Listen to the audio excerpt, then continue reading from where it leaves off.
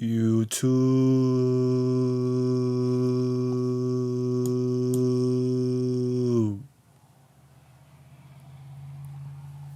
Hell y'all got going on. Today we're going to be reacting to You Need to Take Control of Your Life. This is Taekwondo Motivation. I believe this is a plug channel. It's called Confident Mind, or it may be some good marketing.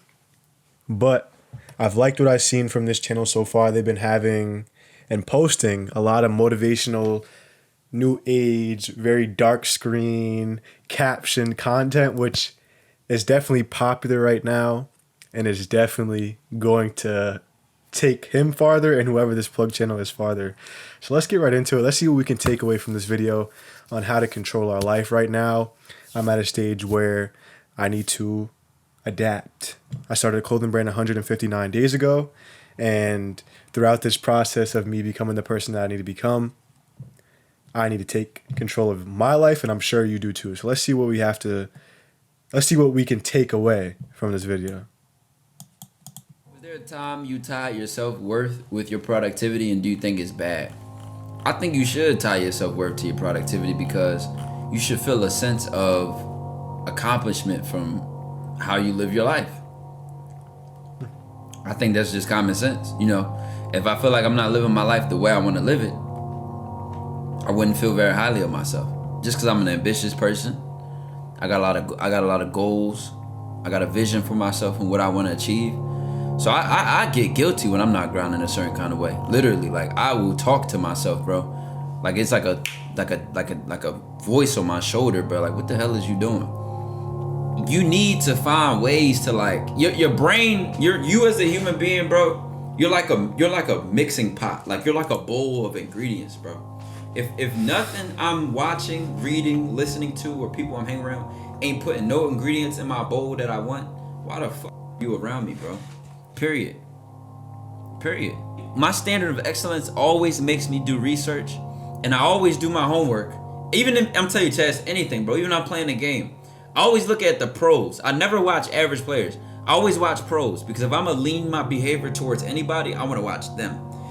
And even in instruments, I'm trying different instruments and playing really well. Why? Because I'm looking at some of the best niggas to ever touch the guitar ever. So if I'm leaning towards that standard, I'm at least be closer to that than whatever mid is. You know what I'm saying? So you'll outgrow your city, your friends, your family real fast if you really try and move some, direction or somewhere in life. It's up to you, bro. If you interested. Great editing. I'm not going to hold you. I need to take some of this and implement it into my own videos. I like the music. The music is really good. It's like very motivational, running a marathon, lifting weights type David Goggins. But he's saying some good things. And what I'm taking away from this video already is learning from the pros and learning how they operate, how they practice, how they perform, and how they got to where they are now and at the level that they are achieving all of this greatness and accomplishing all these new feats and breaking all these records and making all this money, right? Ultimately, we want to be financially stable. And they have reached that level and succeeded in most of our eyes. But what I'm taking from this video is that not only have they done that without the motivation that you and I are probably seeking from this video, but they've been able to push themselves to that level. And by knowing themselves and knowing what fuels them, even in this video, Taekwondo talks about that voice on his shoulder telling him, yo, you're not doing enough. You're not around the right people. You're not putting in enough work. You're not productive enough. Although, I'm not going to lie, I believe personally that productivity is a way for society to tell us that we're not doing enough, or that you're in this job and you're not generating enough revenue for the company, or you're not living up to the standard that they have set before you. Yes, although in a job there are certain standards that you do have to meet, but I believe personally that that term is just a way for you to feel like you're not enough, to feel like you're not doing enough, to feel like you're not pushing yourself hard enough. Now, you have to be honest with yourself. With yourself. If you are not pushing yourself, then you can't just sit here and say productivity is meant to make me feel less. You have to be honest and realistic with yourself and know yourself and how much work you've been putting in, so then you can get past all of the extra noise that society places upon you to make you feel like you're not doing enough and to push you harder, to push you to go out there and do more for the external world and not for yourself. One thing I learned in life, chat, follow your interests, bro. When you got a random interest, bro, just follow that shit. See where it take you, bro. Let that shit take you over, bro. You see where it goes, bro. I swear to God. Something interests you, just shoot. Shoot at it. You know what I'm saying? Oh, I always wanted to try playing the piano. I don't know, but I never started. You wasting too much time, bro. I think if somebody's delusional, they're probably delusional about a result. You know, I can be confident about my ability to get it done. I could be confident in my ability to stand strong, stand firm, you know, take whatever come my way. I don't know, to be honest. Because are you this is the thing. Can anybody call you delusional if you end up proving yourself right?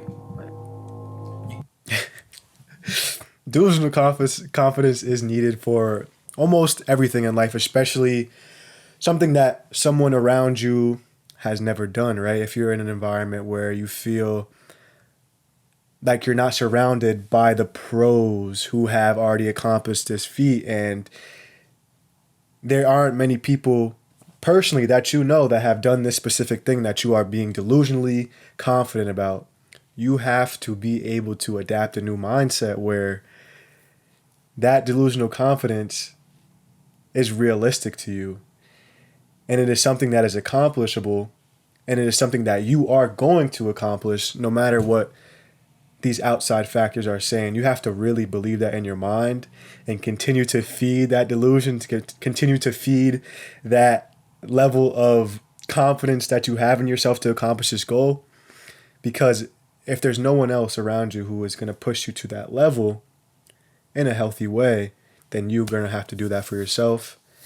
And you're going to have to set that standard for the people around you to follow. But the point that I really wanted to get at, let me actually go back to it real quick, because I really want you guys to see this one point about My way. taking whatever comes your way and following your interests. So 159 days ago, before I quit my corporate job, I started to follow my interest for starting a clothing brand. And I've always wanted to start a clothing brand from when I was super young. I wouldn't say I started this clothing brand, but I started the idea and conceptualizing a brand. It was called Ad Astra. I looked up a name online. It had something to do with space. And I was going to make beanies, right? I was just going to put the logo on the front of the beanie and make a couple beanies. I didn't have any intentions to sell it, but I never really followed up on that passion or on that interest. And then a couple of weeks before I quit my corporate job, that interest started to come back up into my life, and I started to think about what I actually wanted to do. And I realized that I needed to follow this interest of starting this clothing brand and actually follow through this time, because if I didn't, who knows where I could be right now. I could be promoted, right? And in this position where I have a lease, I have a car, I have all these things tying me to this position and keeping me in this role. So much more training on top of that, so much more, maybe quote unquote manipulation or pressure to stay in this role and continue to climb this ladder, right? But since I followed that interest, and since you are going to follow your interest after this video, whatever that may be, starting the clothing brand, becoming an entrepreneur, being the person that you want to become, you don't have to think about what could have happened or what could have not happened, because you are following your interest, and on the way of following your interest, you'll actually find the thing that you are passionate about and that aligns with your purpose. So make sure you take a step in a moment to really think about the things that you are interested in and not holding yourself back by thinking about what could go wrong, or what could possibly hold you back, because those things that you are thinking about that you may think can hold you back are what's going to stop you from actually winning, right? I don't know, to be honest, because this is the thing. One thing about visionaries is it kind of starts with some delusion. It kind of starts with imagination. Kind of seeing a bigger picture and then working that shit out and figuring and how you going to do it and getting it done. But at the end of the day, it's all up to my choices. Just like everybody else, it's all up to your choices. So I'll wrap it down to that. Right. Nick Saban he's one of them ones, bro. But one thing that he said, or I forget, it was another coach maybe, they said 90% of the development of the player is in the player's hands. I could be the best coach ever. This could be a really strong program. But if that player goes home and then falls off, slacks, goes to clubs, wastes time, bullshit, all the progress and all the help goes out the window. Meanwhile, if they go home, take what I taught them, and take that shit to the next level, perfect it, come back hungrier for more, and push themselves, I'm telling you, bro. And that's the thing about life, chat. You gotta look at it as like 110% of your results is based on you. I don't even want to say 90%. I damn near blame me for everything, even when it's something that's not my fault, because I like maintaining the control over my fate. I like this concept too. And this is a realization that a lot of you guys are going to have to go through, including me, that I have already gone through and continue to go through every single day, taking responsibility for the things that are going on in my life, the choices that I'm making, the actions that I'm doing, the things that I'm believing are all my fault. And they are all your fault. Every belief, every action, every choice that you make is your fault. And it can boil down to that if you really sit and look at it.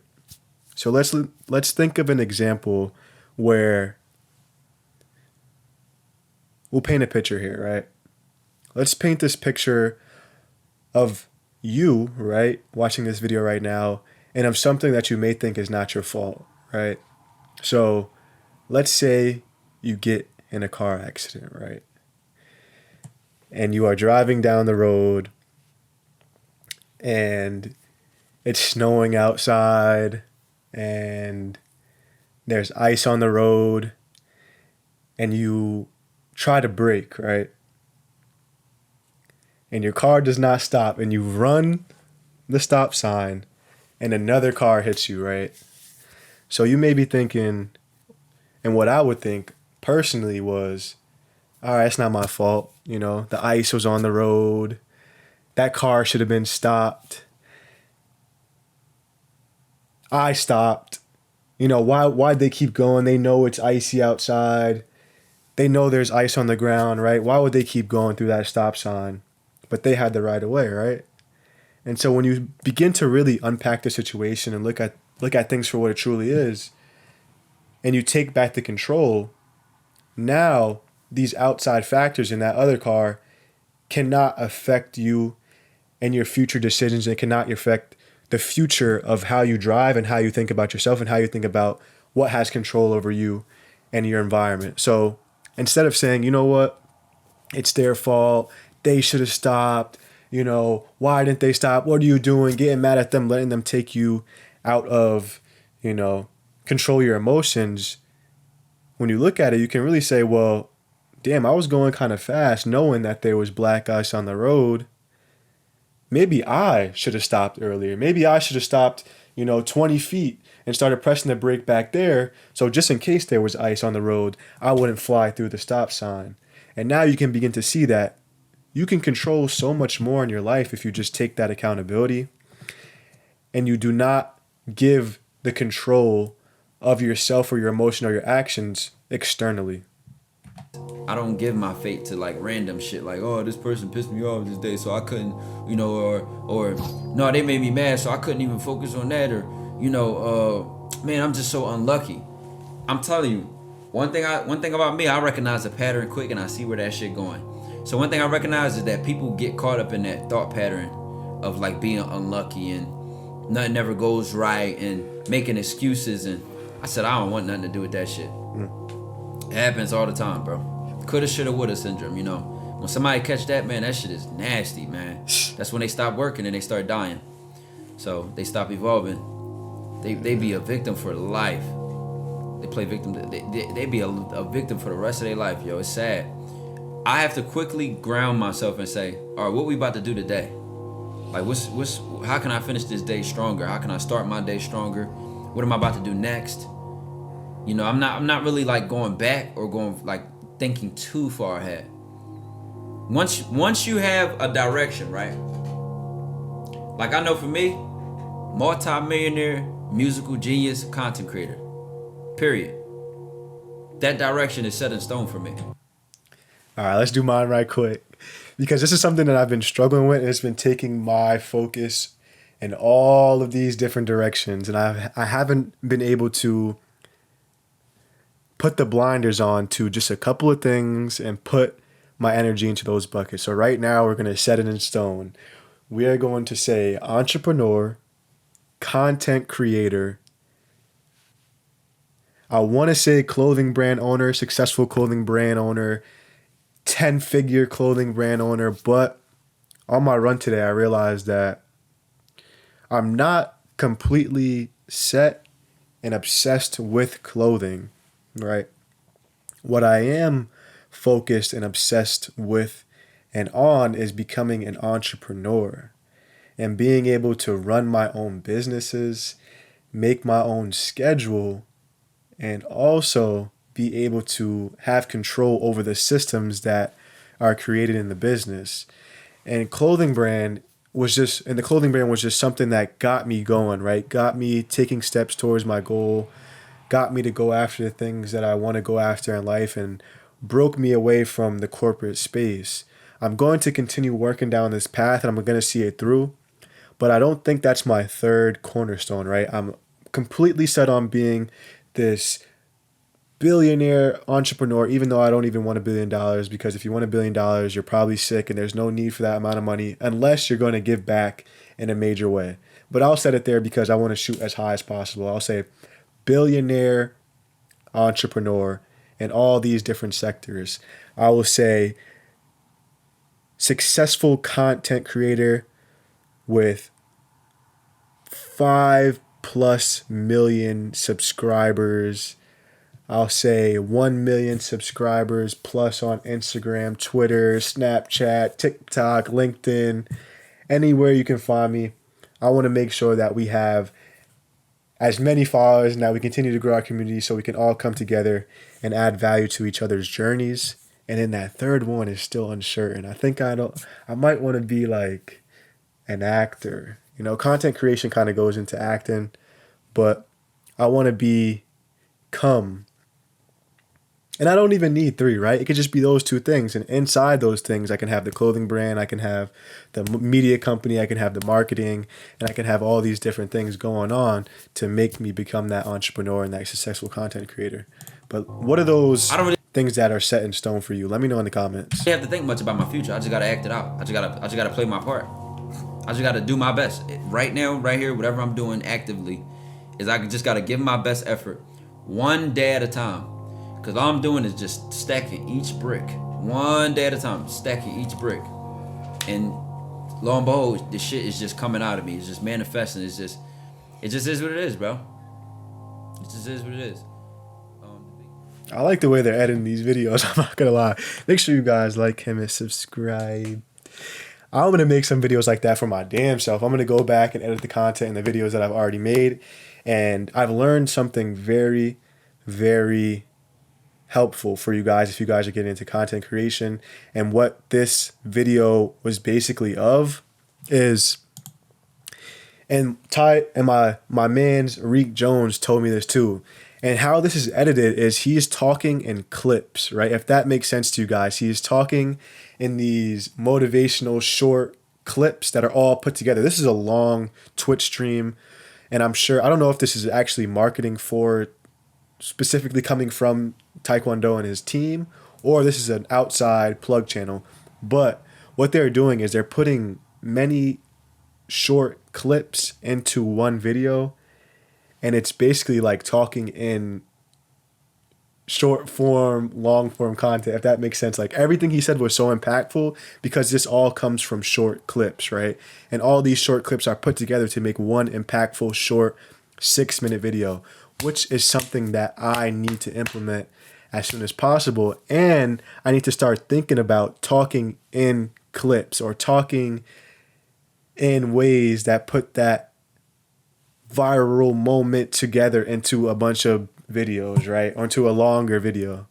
If that makes sense to you, let me know in the comments. If not, I don't know what to tell you.